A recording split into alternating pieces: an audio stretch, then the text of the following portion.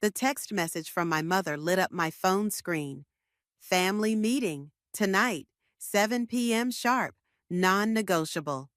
My stomach dropped as I stared at those words, knowing exactly what they meant.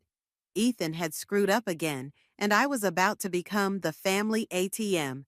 I'm Robin, and at 28, I've built a life that most would envy. Executive position at a tech firm, my own apartment in the city, and enough savings to feel secure. But none of that matters when you're the least favorite child of Veronica Wagner. Another emergency meeting? Luca asked, peering over my cubicle wall. His concerned expression told me he remembered the last 3 family emergencies all too well. You know my mother, I said, gathering my things. Everything's an emergency when it comes to Ethan. The drive to my childhood home felt longer than usual. Each traffic light gave me another moment to remember how these meetings usually went. Last time, it was Ethan's failed restaurant venture. Before that, his investment opportunity in crypto. Every time Mom found a way to make his problems my responsibility. I pulled into the driveway, noting Ethan's new BMW parked next to Mom's Mercedes. Funny how he always had money for luxury cars, but never for his debts. Robin, finally! Mom rushed to the door, her perfectly manicured nails drumming against the frame. We've been waiting. No, hello, no, how are you? Classic Veronica. The living room looked exactly as it always had. Family photos dominated the walls, mostly of Ethan's achievements. My college graduation photo was tucked away in a corner, barely visible behind a vase. Ethan sat on the couch, head in his hands. Hey, sis, he mumbled, not meeting my eyes. Let's cut to the chase, Mom said, sitting primly on her favorite armchair. Your brother is in a bit of financial trouble. A bit? I interrupted, earning a sharp look. How much this time? 250,000, Ethan whispered. The room went silent. I laughed, but there was no humor in it. You're joking, right? This is serious, Robin, Mom snapped. Your brother made some unfortunate betting decisions. Gambling. Call it what it is, Mom. He was gambling. The important thing is, she continued as if I hadn't spoken, we need to help him, as a family. I crossed my arms. And by we, you mean me. Well, you're the only one with the means right now, she said, her voice taking on that guilt-inducing tone I knew too well. You're doing so well in your career, and family helps family. What about your savings, your retirement fund? Mom's face hardened. Already gone, helping your brother through his previous situation? And my inheritance from Dad? I asked, already knowing the answer. Ethan finally looked up, his face red. Mom used it to cover the restaurant debts. My inheritance, not yours, mine. My voice was steady, but my hands were shaking. The money Dad specifically left for my future?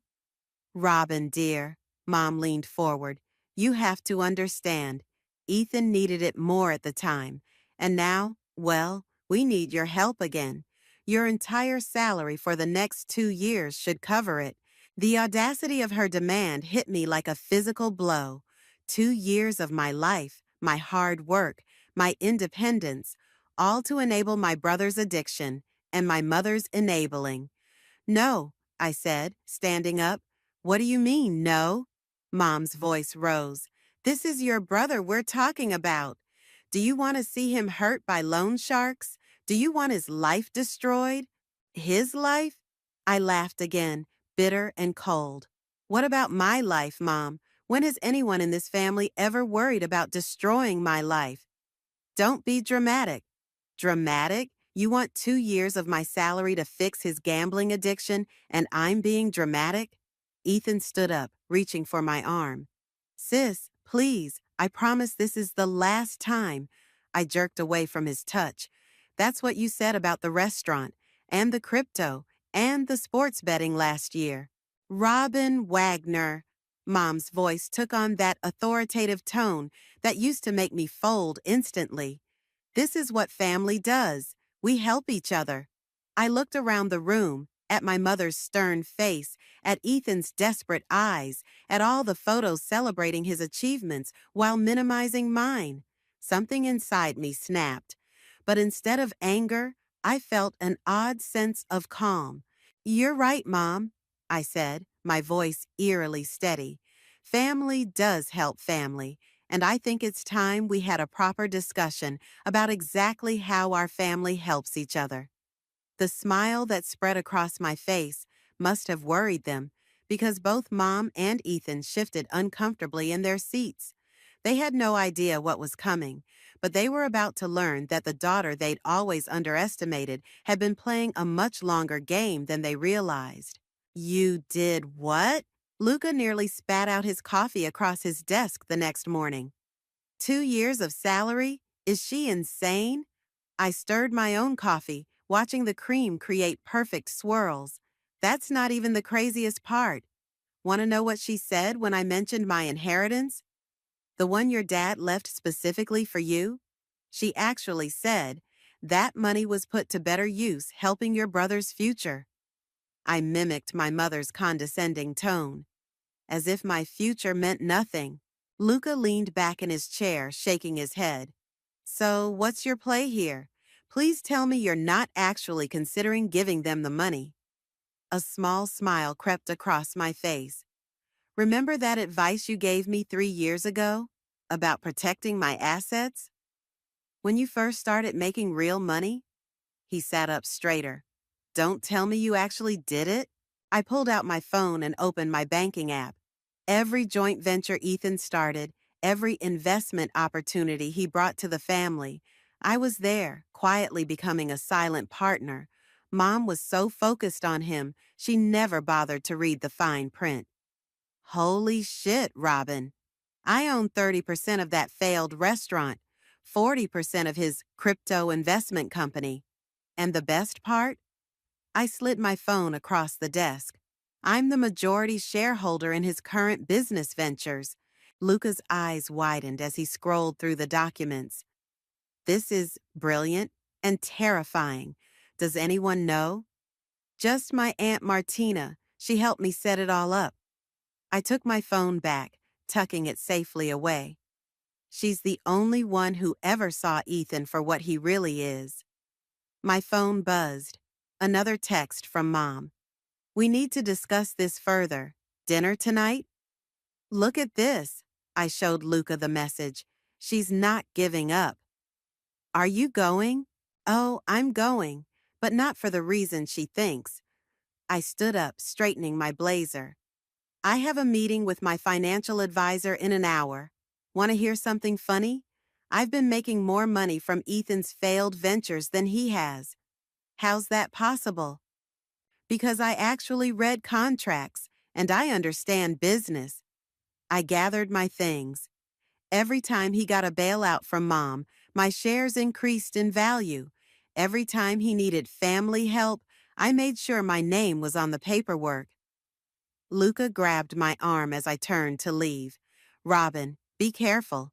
This kind of revenge, it could blow up in your face."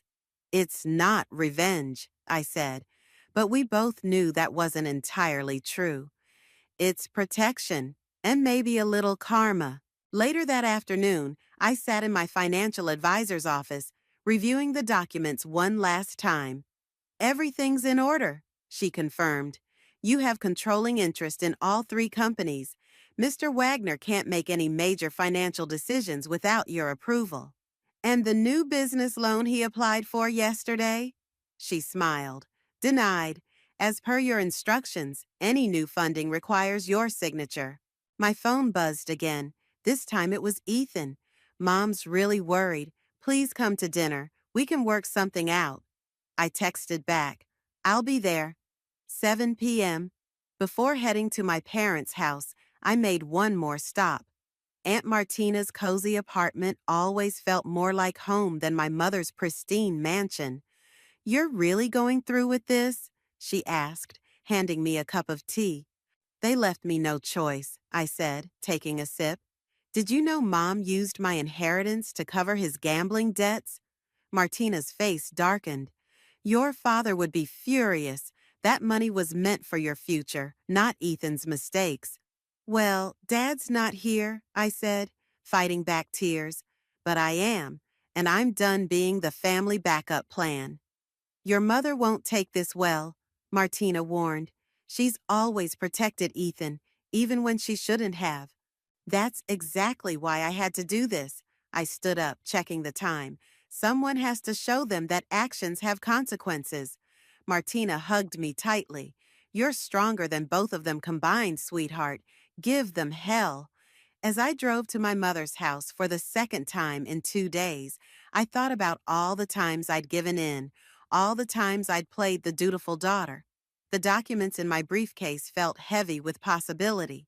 Tonight, everything would change. I parked behind Ethan's BMW again, noting the repo notice tucked under his windshield wiper. Right on schedule. Mom opened the door before I could knock, her smile strained. Robin, darling, I'm so glad you came to your senses. Actually, Mom, I cut her off, holding up my briefcase. I think it's time we reviewed some paperwork. All of us. The look of confusion on her face was just the beginning. By the end of tonight, they'd understand exactly who they'd been underestimating all these years. I spread the documents across the dining room table, the same table where Mom used to help Ethan with his homework while sending me to study alone in my room. The symmetry wasn't lost on me. What's all this? Mom asked, her perfectly plucked eyebrows drawing together as she scanned the papers. Remember Ethan's restaurant, the Golden Spoon? I pulled out the first set of documents, the one that failed spectacularly last year.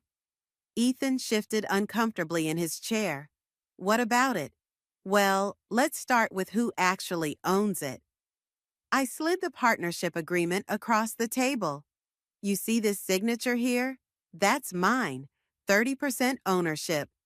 Mom snatched up the paper. That's impossible. Ethan handled all the paperwork. Did he? I smiled. Or did he just sign whatever was put in front of him, like always? You tricked me? Ethan's face flushed red. No, dear brother. I invested in you, just like family does. I pulled out another document. And here's the crypto investment company. 40% ownership. Ring any bells? Mom's hands were shaking as she reached for the papers. This can't be legal. Oh, it's completely legal. Every signature, every document, every transaction, all perfectly legitimate. I just made sure my name was on everything while you were both so busy throwing good money after bad. But, but where did you get the money to invest? Ethan stammered. Unlike you, I saved, I worked, and I watched. I leaned forward. Every time Mom bailed you out, my shares increased in value. Every time you needed family help, I made sure I was legally protected. You manipulative little, Mom started, but I cut her off. Careful, Mom, you haven't seen the best part yet. I pulled out the final document, the crown jewel of my collection. This is Ethan's current business portfolio. Notice anything interesting about the ownership structure? Their eyes scanned the document, and I watched as realization dawned on their faces. 51%? Ethan whispered. You own 51% of my companies? Controlling interest, I corrected, which means no more loans, no more bailouts, no more gambling with family money without my approval. Mom stood up so quickly her chair toppled backward. You planned this, all of it. You've been planning this for years. 3 years to be exact. Since the day you took my inheritance, money Dad left specifically for me and used it to cover Ethan's gambling debts. We needed that money, Ethan protested. No, you wanted that money. There's a difference. I gathered the documents back into my briefcase. And now about that 2-year salary demand. You heartless girl, Mom spat. Your brother needs help. Yes, he does. Real help. not enablers who throw money at his addiction. I turned to Ethan. You want to know what happens next? You're going to rehab, real rehab, not that weekend retreat spa Mom sent you to last time. You can't make me. Actually, I can. As majority shareholder, I can have you removed from all company operations if you're deemed unfit to serve. Your choice, rehab or unemployment. The silence that followed was deafening. Mom sank back into her chair, her perfectly maintained facade crumbling. What do you want? She finally asked, her voice small. I want what I've always wanted, respect, recognition, and my inheritance back. I stood up. You have 24 hours to transfer the remaining funds back to my account. Every penny you took. That money's gone, Ethan said quietly. Then you'll take out a loan to repay it. Both of you. I walked to the door, then turned back. Oh, and Ethan? That repo notice on your BMW? That's real.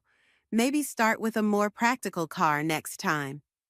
You're destroying this family, Mom called after me. I paused at the door. No, Mom, you did that years ago. I'm just making sure I don't go down with the ship. As I walked to my car, my phone buzzed with a text from Aunt Martina. How did it go? I typed back, Phase 1 complete. They know. Another buzz. Proud of you, sweetheart. Your dad would be too. Sitting in my car, I watched through the window as Mom and Ethan argued, their gestures becoming more animated by the second. For the first time in years, I felt light, free from the weight of their expectations and manipulations. My phone buzzed one more time. Luca, you okay? Better than okay, I replied. But tomorrow's gonna be interesting. Because tomorrow, when they realized I'd frozen all of Ethan's business accounts pending a full audit, the real fireworks would begin. Sometimes karma needs a little help, and I was more than happy to assist.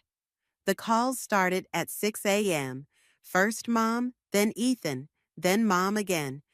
By the time I reached my office, I had 27 missed calls and 43 text messages. Your brother can't access any of his accounts.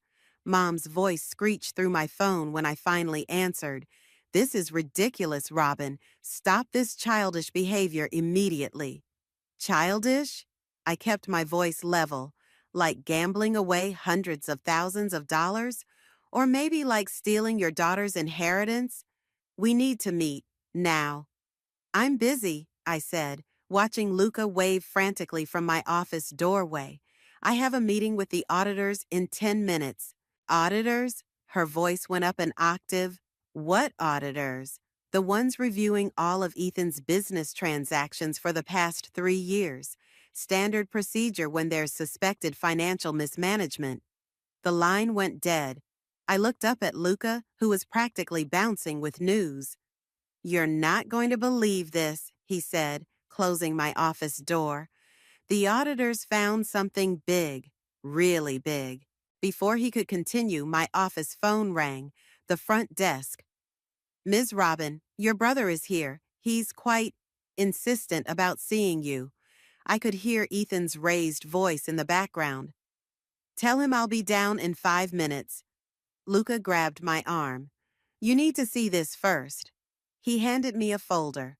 Your brother wasn't just gambling with his own money. The documents inside made my blood run cold.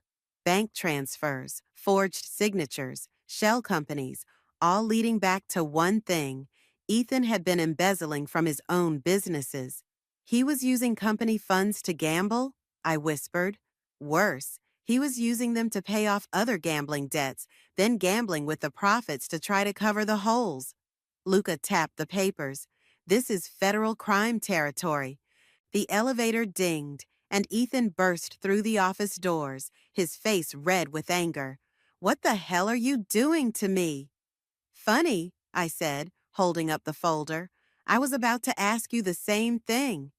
His face went from red to white in seconds. Where did you get those? The auditors work fast when they find evidence of fraud. I stood up, matching his intensity. Want to explain why your signature and mom's appear on documents neither of you were authorized to sign? You don't understand, he stammered. I was going to pay it back. I just needed one big win. Get out of my office, I cut him off. Go home, talk to mom, and for God's sake, get a lawyer.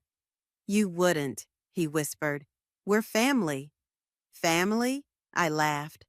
Was it family when you forged my signature to access business accounts? Was it family when you and Mom stole my inheritance? Please, Robin, his voice cracked. They'll put me in jail. Maybe that's where you need to be.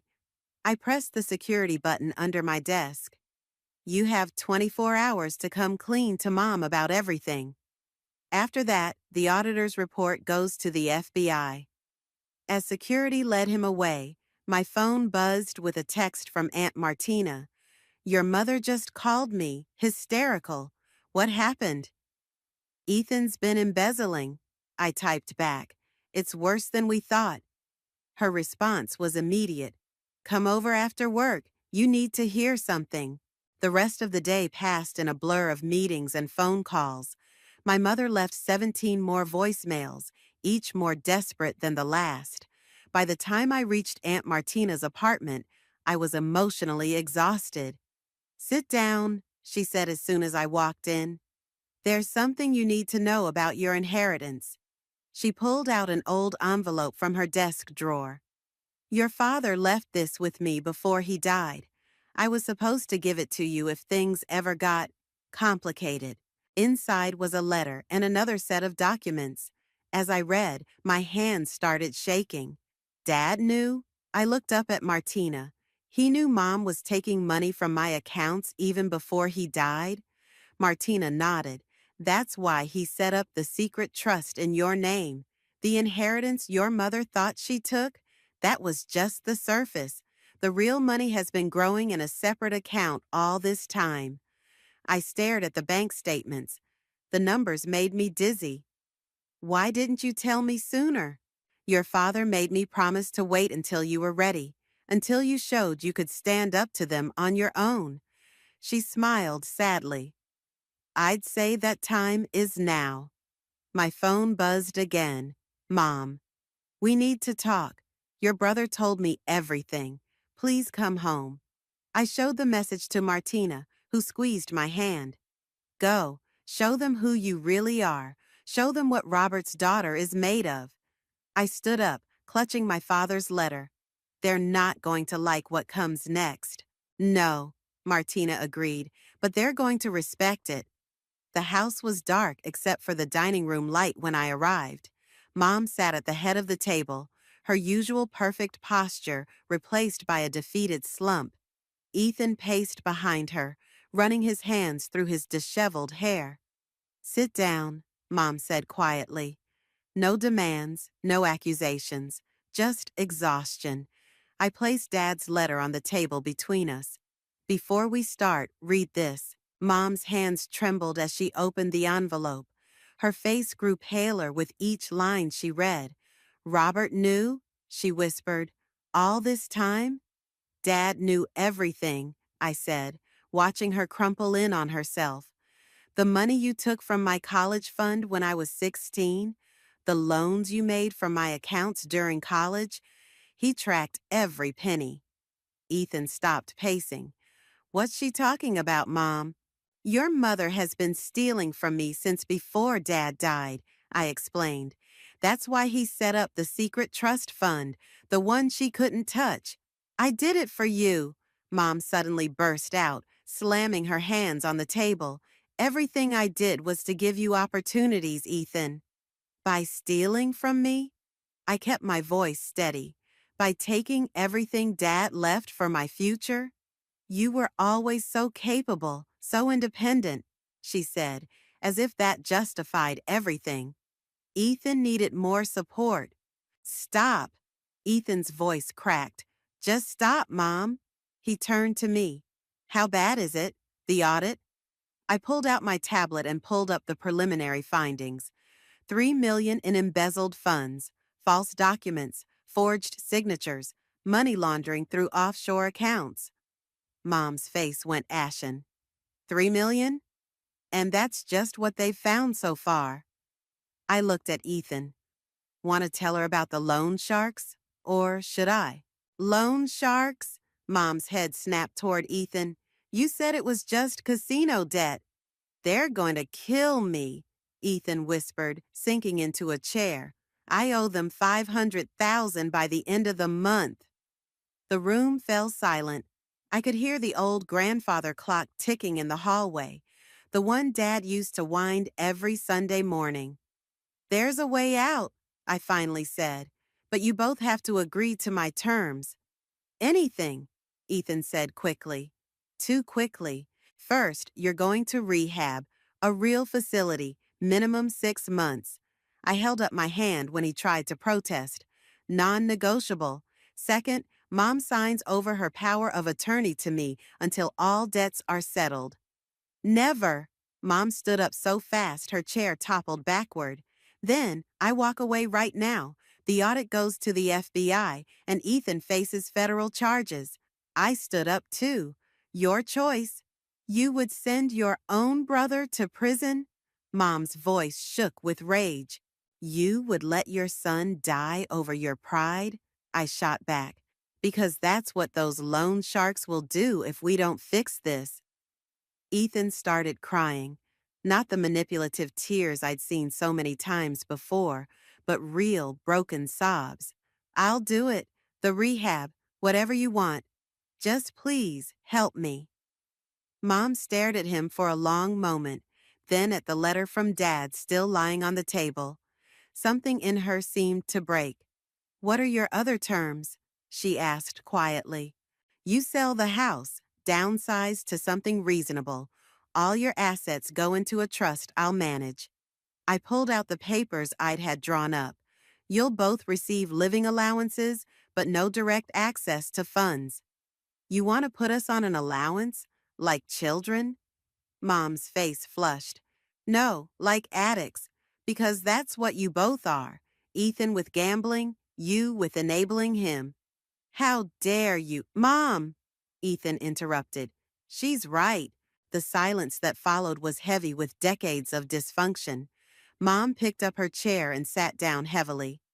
The trust fund Dad set up, she finally said. How much? Enough to save Ethan's life and keep you comfortable, if you agree to my terms. I spread the documents in front of them. Sign now or I walk. Ethan grabbed a pen immediately. Mom stared at the papers for what felt like hours before slowly reaching for one. Your father would be ashamed of me, she whispered as she signed. No, I said, gathering the documents. Dad would be proud that we're finally fixing this, all of us. As I stood to leave, Ethan grabbed my hand. Why are you helping me? After everything? I looked at him, really looked at him, and saw not the golden child who'd tormented my childhood, but a broken man who needed help. Because that's what family does, I said, the right way. My phone buzzed as I reached my car. Aunt Martina. How did it go? I looked back at the house, at Mom and Ethan still sitting in the dining room light, looking small and lost. They signed, I typed back. The real work begins tomorrow. You're doing the right thing, she responded. I wasn't so sure about that, but I was doing the necessary thing. Sometimes those have to be the same. The rehab facility looked more like a resort than a treatment center, but its success rates were among the highest in the country. I watched as Ethan dragged his feet toward the entrance, Mom hovering anxiously beside him. You can't come in with him, I reminded her. That's part of the program. But he needs to do this alone. I cut her off. That's the point.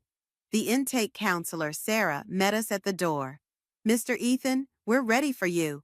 Ethan turned to Mom, his face pale. What if I can't do this? You can, I said before Mom could respond. Because you have to.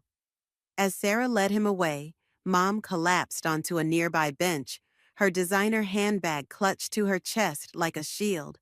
What do we do now? Now, we clean up your mess. I checked my phone. The realtor is meeting us at the house in an hour. You're really making me sell it? Her voice cracked. All my memories are just things, Mom. Things we're selling to keep your son alive. I helped her up. Unless you have another way to pay off those loan sharks. The drive home was silent. The realtor, Jessica, was already waiting when we arrived. Beautiful property, she said, scrolling through comparable listings on her tablet. In this market, we should be able to get around 2 million. Mom made a choking sound. But we paid 3 million 5 years ago. And you took out 2 mortgages since then, I reminded her, which we need to pay off. Jessica walked us through the house, pointing out updates needed to make it market ready. Mom flinched with each suggestion, each criticism of her perfect home. The master bathroom needs a complete remodel, Jessica noted, and these kitchen appliances are outdated.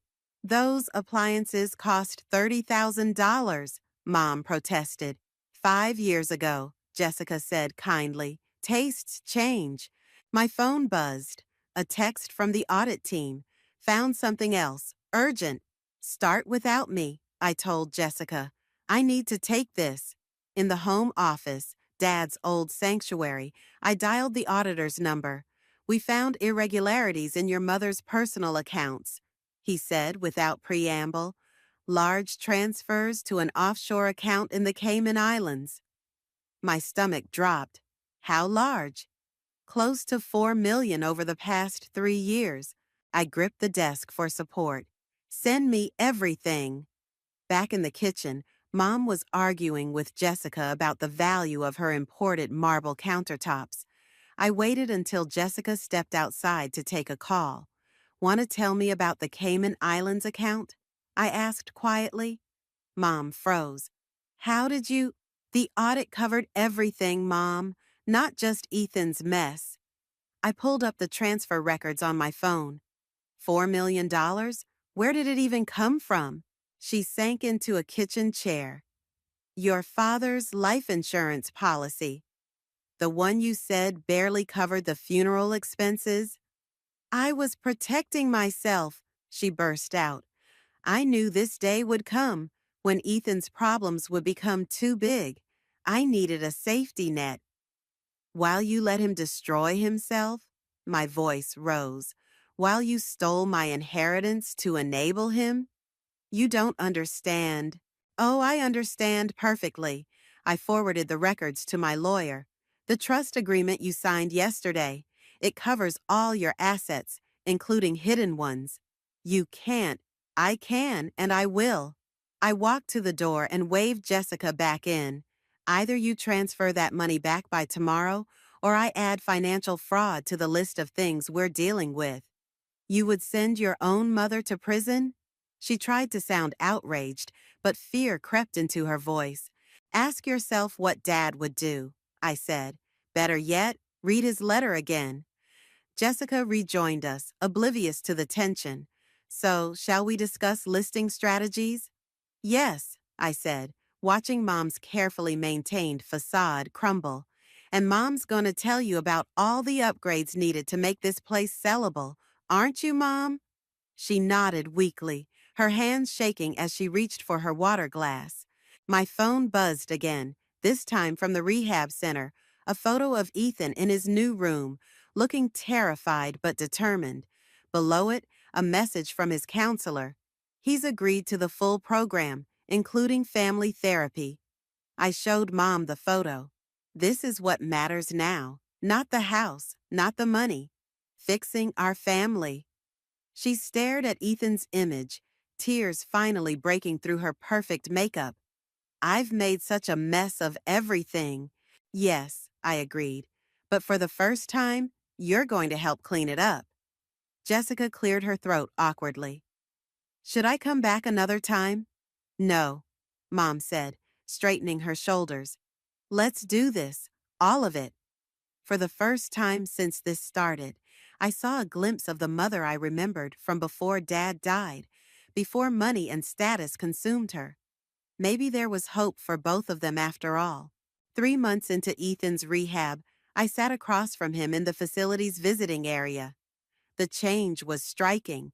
His eyes were clear, his hands steady, his designer clothes replaced by simple jeans and a t-shirt. "The loan sharks are taken care of," I said, pushing a folder across the table. "All debts settled." He opened it cautiously. "How?" "Mom's Cayman account covered most of it. The house sale will handle the rest." "And Mom?" He looked up. "How's she doing in the apartment?" I thought about our mother's new two-bedroom apartment, a far cry from her mansion, but still more than comfortable. "She's adjusting. Aunt Martina visits her daily." "She won't answer my calls," he said quietly. "Part of your recovery is her recovery too. She needs to learn not to enable." A counselor approached our table. "Ethan, your group session starts in 5 minutes." He nodded, then turned back to me. "There's something else you need to know about Dad's company." My heart stopped. "What about it?" "Mom didn't just take your inheritance. She and we sold Dad's shares right after he died." The room seemed to tilt. Dad's company, his life's work, had been sold years ago to a larger corporation. We'd been told the board had voted him out. "You did what?" "Mom convinced me it was the right thing to do. Said Dad would have wanted the money used to secure my future." He couldn't meet my eyes. "We forged your signature on the sale documents." My hands clenched into fists. "How much?" 12 million. The number hung in the air between us. $12 million. My birthright, stolen by my own family. "That's why you're telling me now?" I kept my voice steady. "Because you know I'll find it in the audit?" He nodded miserably. "I'm trying to make amends. Step 9, you know." "Where's the money now?" "Gone.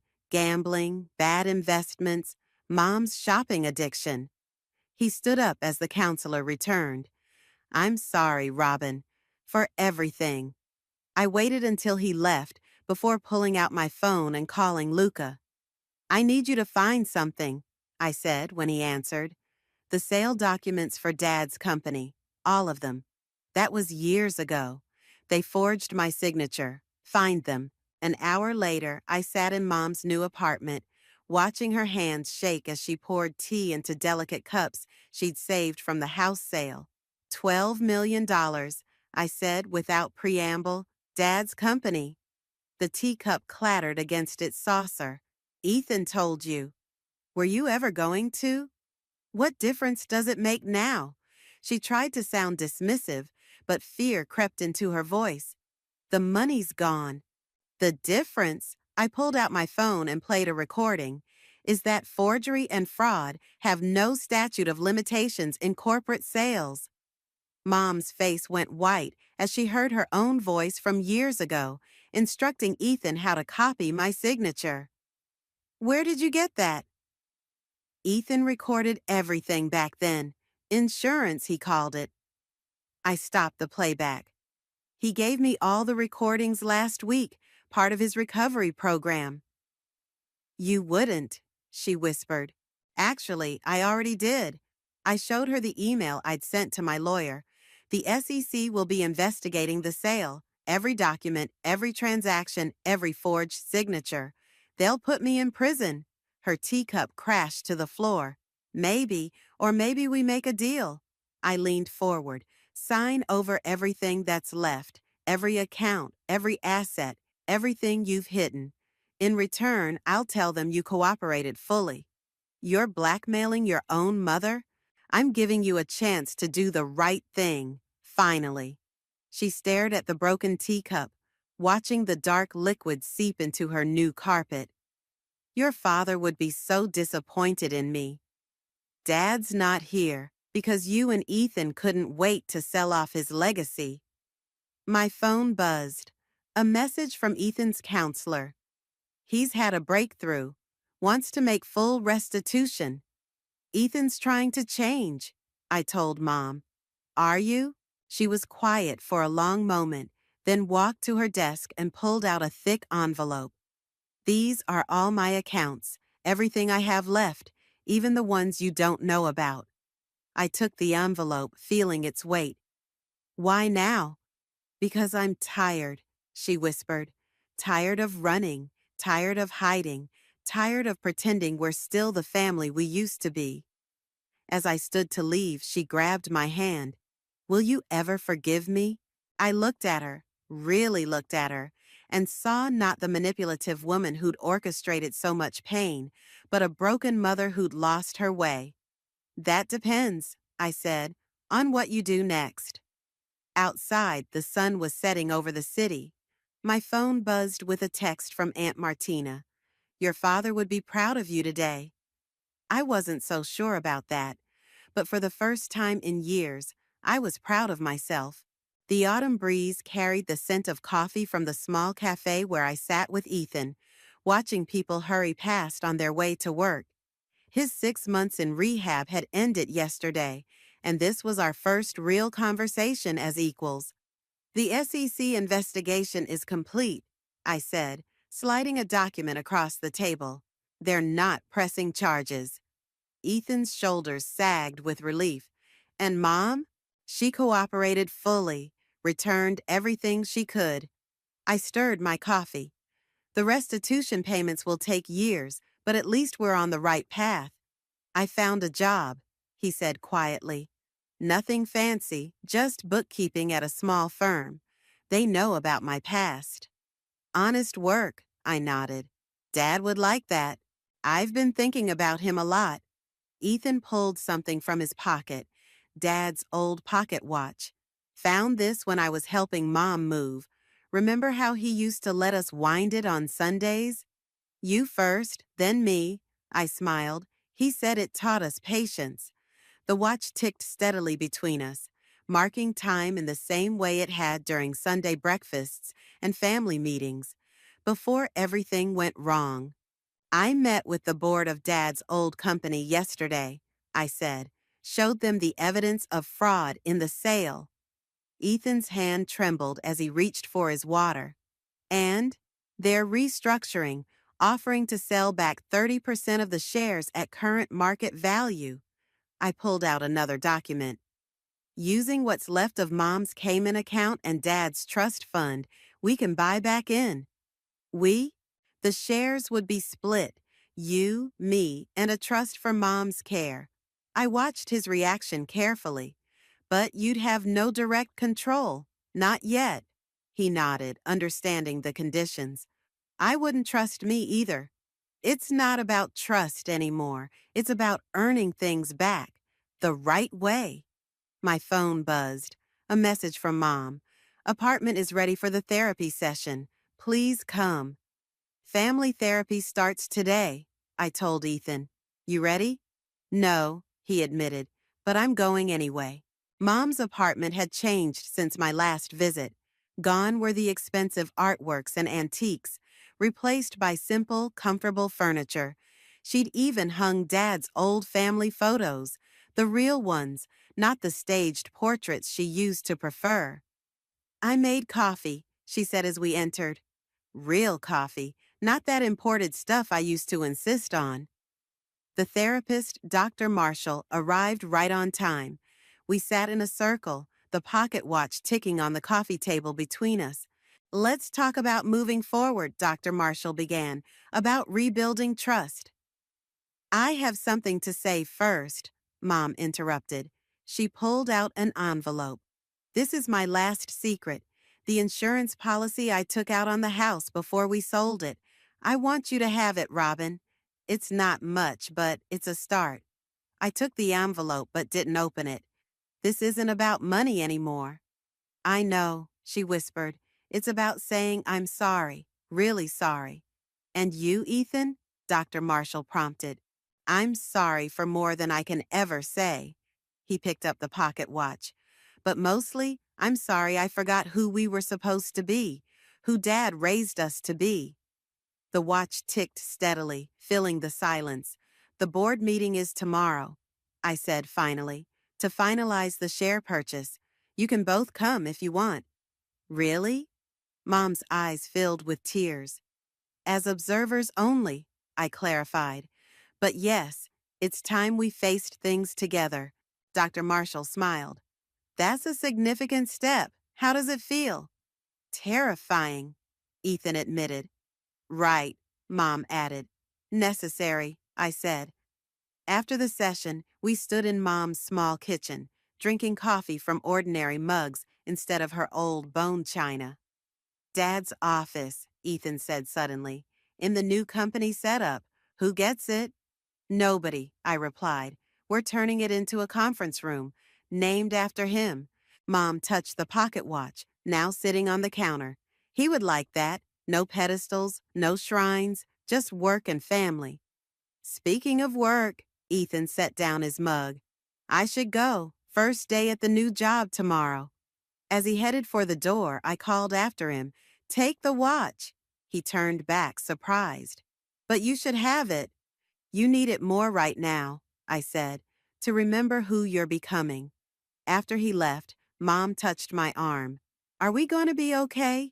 I looked at her, really looked at her, and saw someone trying to change, someone who finally understood the difference between enabling and loving.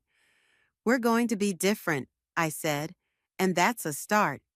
Outside, the autumn wind scattered leaves across the sidewalk. My phone buzzed with a text from Aunt Martina. Dinner tonight?